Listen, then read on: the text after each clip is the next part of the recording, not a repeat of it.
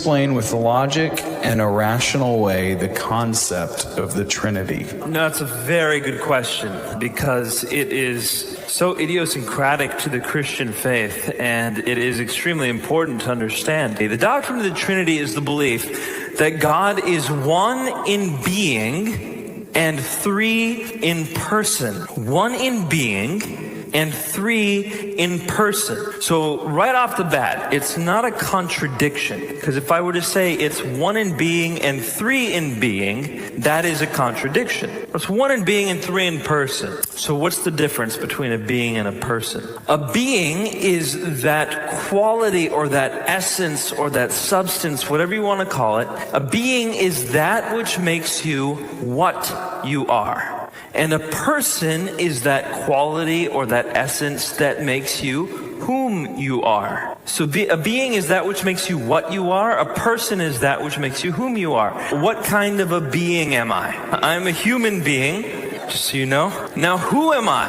I am Nabil Qureshi. So what I am is a human being. That's my being. Who I am is Nabil. That's my person. The two are not the same thing. We're human beings, but none of you share essentially the same kind of person that I am. We're all different persons. So the characteristic of a being is very different from that of a person. God is one being with three persons.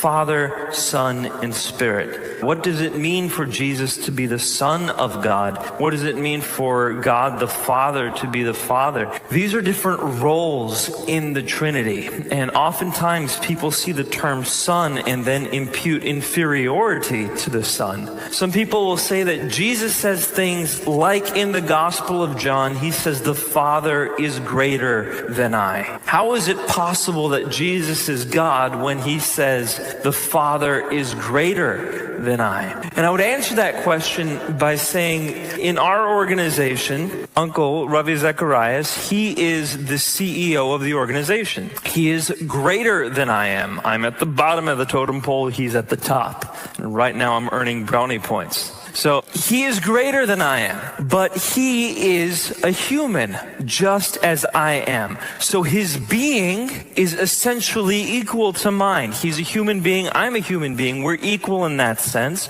but his role is greater than mine, and I'm inferior in that sense. So when Jesus says the Father is greater than I, the being is equal, the role is different.